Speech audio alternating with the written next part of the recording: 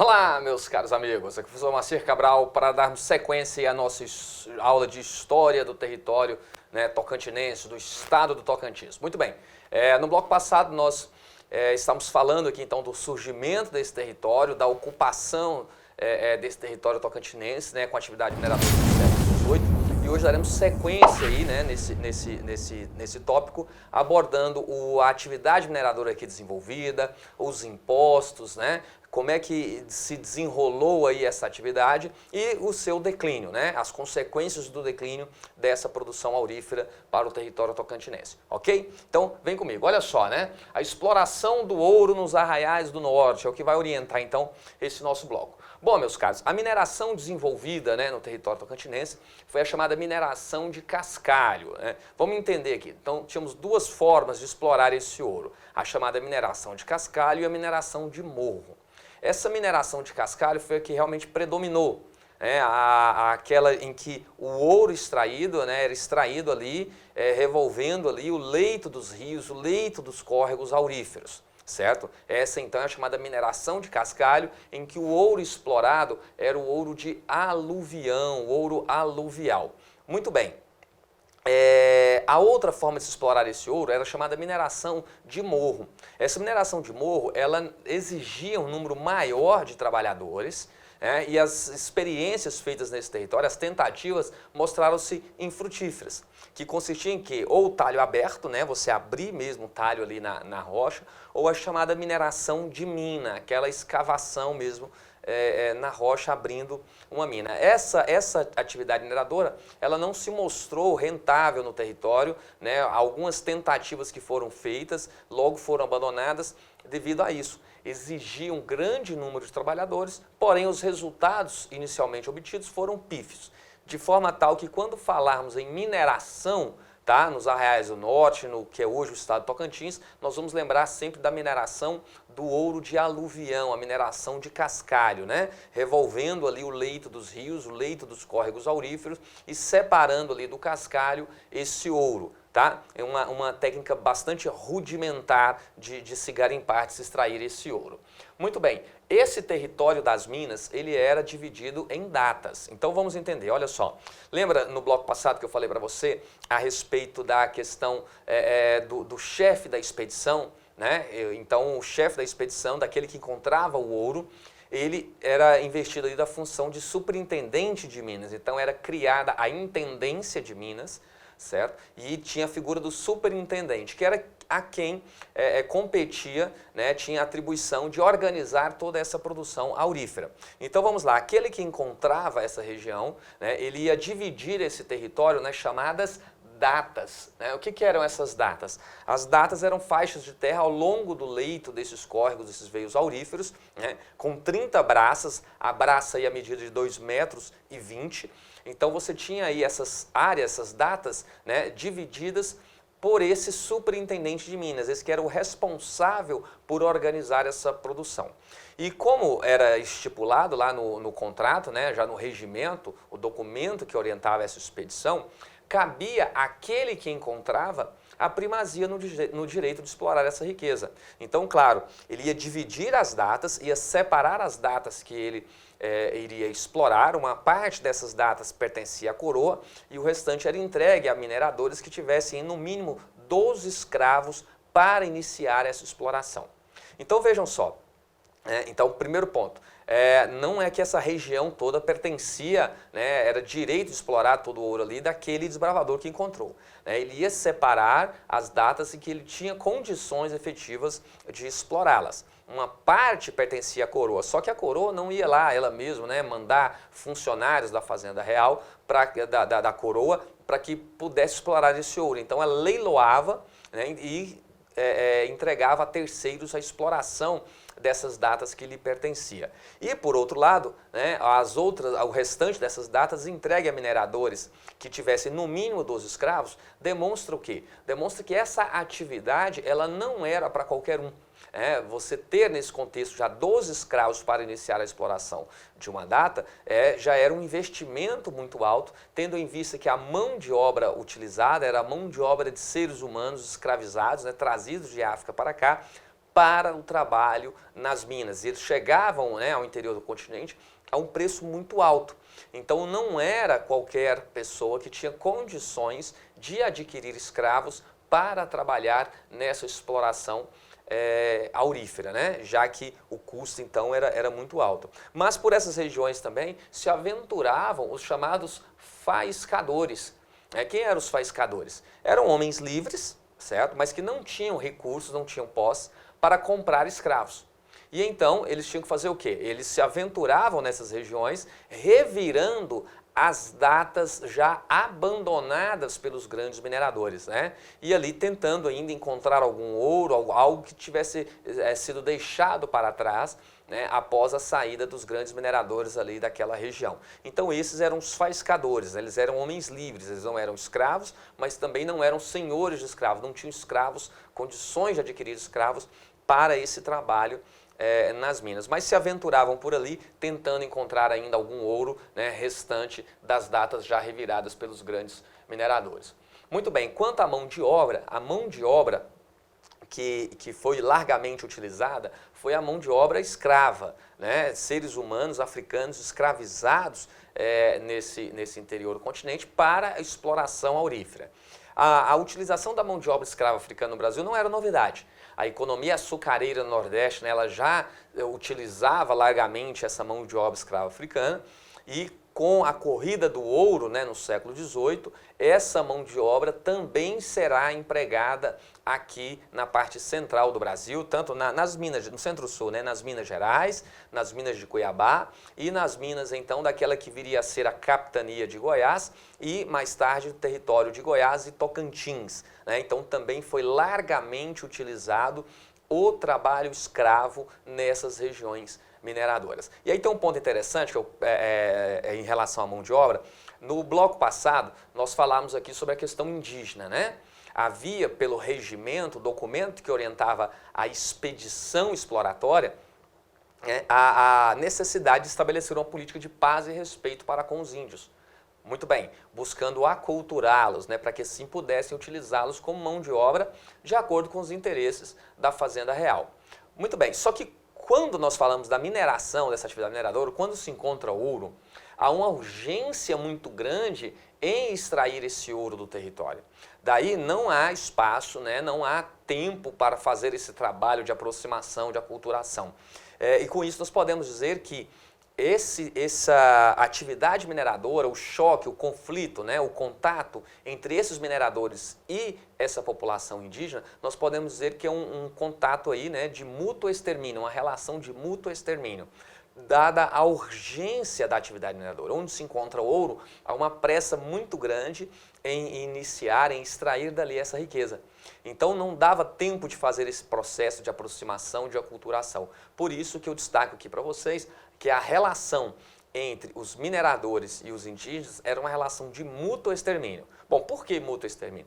Porque tanto grupos, né, inteiros de indígenas eram exterminados nesse contato com o colonizador, como também grupos inteiros dessas expedições foram exterminadas em contato também com os povos nativos. Então, daí essa relação de mútuo extermínio, tá? Entre mineradores e também esses grupos indígenas que já habitavam o território. De tal forma que largamente foi empregada a mão de obra escrava africana, né? E não indígenas nesse trabalho das minas. Então não tinha indígenas? Não tinha, mas o que predominava enquanto mão de obra no trabalho das minas era sim a mão de obra escrava africana. O indígena ele preferia morrer, ele preferia fugir a se submeter a essa lógica de trabalho. Então, utilizou-se largamente a mão de obra escrava africana. E aí tem um ponto interessante, porque próximo a toda a grande região mineradora, sempre se formavam ali os chamados quilombos, né? O que era isso? Era uma demonstração do processo de luta, de resistência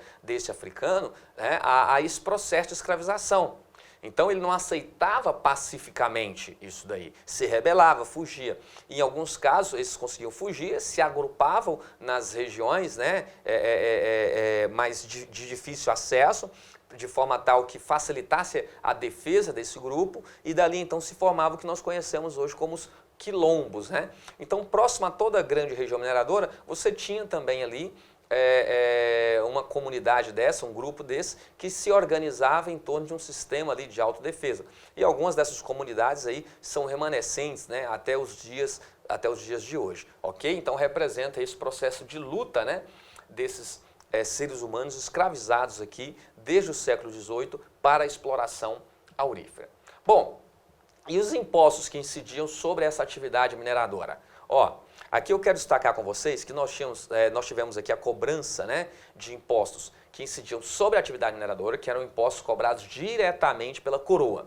E outros impostos eram cobrados pelos chamados contratadores. Quem eram esses contratadores? Eram pessoas que compravam da coroa o direito de cobrar determinado imposto. Ok? Então, primeiramente, eu vou tratar aqui dos impostos que incidiam sobre a atividade mineradora, tá? E que eram cobrados, então, diretamente pela coroa. Não perca isso de vista.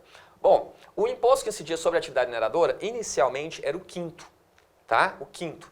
Esse quinto representava, então, a quinta parte da produção, certo? Então, 20%. Tá? 20% da produção deveria ser entregue à coroa a título de imposto. Veja só, quem encontrava essa riqueza, ele tinha a primazia na exploração de tal riqueza, mas não era dele, tudo pertencia ao rei, dado o chamado direito senhorial. Então toda a riqueza que existia nessa terra, nesse território, pertencia originalmente ao rei. Certo? E quem fosse explorar essa riqueza teria que pagar o tributo. No caso da atividade mineradora, era o quinto real, né, 20% dessa produção aurífera entregue aí a título de imposto para a coroa. Como é que era feita essa cobrança? Esse ouro extraído nessas regiões mineradoras, ele circulava ali na região mineradora como moeda, né, não tinha circulação de moeda mesmo, o comércio girava em torno desse ouro em pó. E quando ele era retirado do território, é que ele tinha que ser levado a uma casa de fundição. O que era essa casa de fundição? Aquele minerador ou comerciante, né, que levava esse ouro à casa de fundição, ele deixava esse ouro lá, esse ouro ele era pesado e tudo, ele era devidamente fundido, né, e quintado. Quintado, ou seja, já era retirado ali os 20% pertencentes à coroa e devolvido ao seu proprietário, o restante, né, já com o selo da coroa, a guia de exportação, já deixando claro que aquele ouro já havia sido tributado e assim poderia ser comercializado, poderia ser retirado do território. Então, inicialmente, vigorou essa cobrança do quinto. Só que o que acontece? Havia por parte da coroa a certeza de que ela não conseguia tributar todo o ouro extraído. Por que não conseguia tributar? Porque desde o início, né, o contrabando se fez presente nessa região. Tanto é que logo nos primeiros anos dessa atividade mineradora, uma das primeiras medidas tomadas pela coroa foi justamente proibir a navegação nos rios, né? Araguaia, Rio Tocantins, então proibiu essa navegação. Por quê? Era uma forma de se tirar o ouro do território, né, sem passar pelos registros, sem passar pela fiscalização, e assim esse ouro ser extraído sem ter sido quintado, ou seja, sem ter sido extraído ali o imposto pertencente à coroa. Então a coroa, reconhecendo que não conseguia, né, tributar todo o ouro extraído, porque além do contrabando aí pelos rios, religiosos, né, governadores, todos estavam empenhados nesse contrabando. Até mesmo religiosos, você tem aquela expressão, né, o santo do pau oco. O que era o santo do pau oco? Eram imagens sacras esculpidas em madeira, e que ali, no interior dessas imagens, era introduzido o ouro, que era também contrabandeado. Tá? Então, como forma de tentar impedir, a coroa portuguesa proíbe a navegação, né, institui a chamada Estrada Real. O que é essa Estrada Real? É o único caminho, né, permitido para os viajantes, para que pudesse passar então pelos postos, né, pelos chamados registros, onde esse ouro tinha que ser declarado, onde era tudo fiscalizado, tudo vistoriado, para tentar impedir que o contrabando acontecesse. Mas nem essas medidas garantiam à Fazenda Real, né, a certeza de que todo o ouro extraído era tributado, era devidamente quintado. Então, a partir de 1736, tá? 1736, a coroa instituiu uma nova forma de cobrança desse tributo, que foi a captação.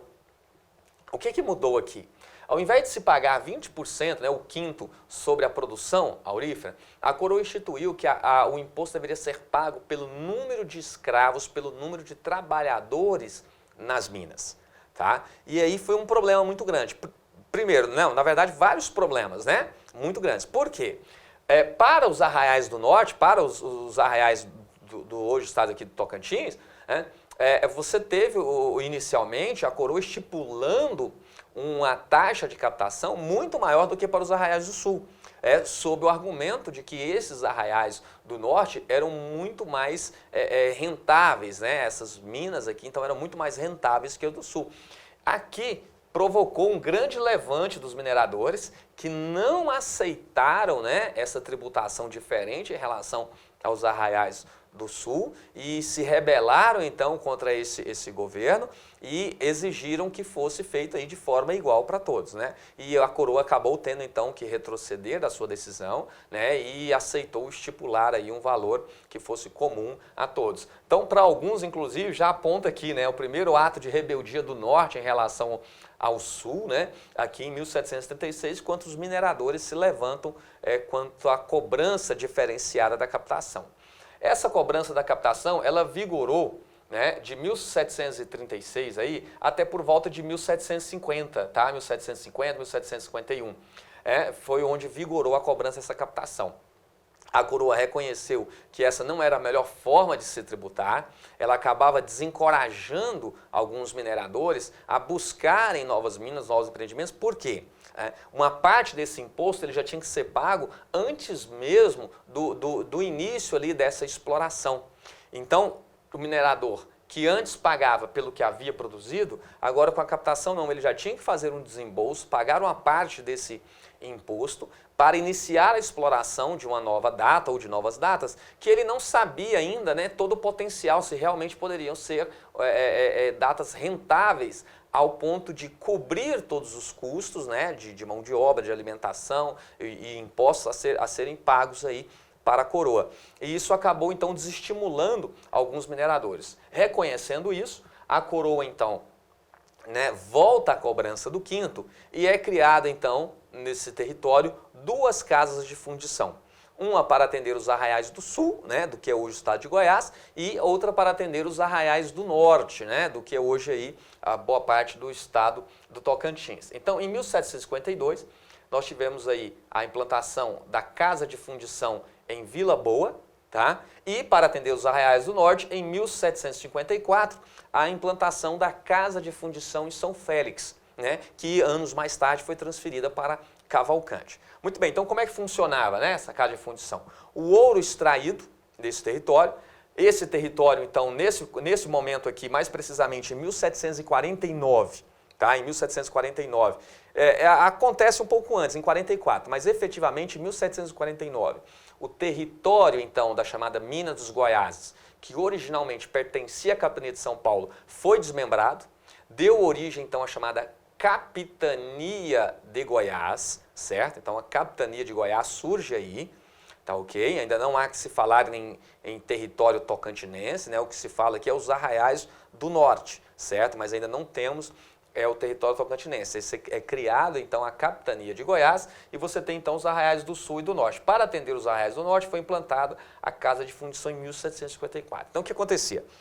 O ouro extraído ali na região, ele circulava como moeda, né? Ali os mineradores pagando seus fornecedores e tudo, né? E quando esse ouro era retirado, ia ser retirado da região, tinha que ser levado à casa de fundição, né? Aquele que levava, então, entregava lá esse ouro, ele era devidamente quintado e ele já recebia esse ouro já com o selo, a guia de exportação, né? Dizendo e declarando que aquele ouro já tinha sido devidamente tributado. Certo? Então, em 1754, entra em funcionamento a Casa de Fundição de São Félix e que anos mais tarde, né, no final do século XVIII, foi transferida para Cavalcante, tendo em vista que a região de São Félix já tinha declinado aí bastante a sua produção aurífera e essa casa, então, ela foi levada para a região de Cavalcante. Muito bem. O que acontece? Olha só, a partir da década de 70 do século XVIII, a partir aí de 1770, a mineração nos arraiais do norte, ela começa a declinar, tá? Fortemente. e já entra aí no processo de estagnação. Primeiramente para os Arraiais do Norte, porque hoje nós vamos chamar aí, porque hoje é o estado do Tocantins, né? O norte de Goiás, o sudeste do estado do Tocantins, é onde primeiro essa atividade mineradora, ela vai dando aí os sinais de esgotamento, tá? Então vejam, esse período áureo, né? Esse período aurífero, ele foi intenso, porém ele durou pouco, né? Foi um período aí de curta duração. Certo? E uma das questões, um dos questionamentos era justamente isso, né? A fiscalização, os pesados impostos, né? E isso teria acabado aí desencorajando alguns desbravadores a se lançarem em novos empreendimentos. Mas o fato é que esses veios auríferos foram demonstrando mesmo sinais de esgotamento, tá?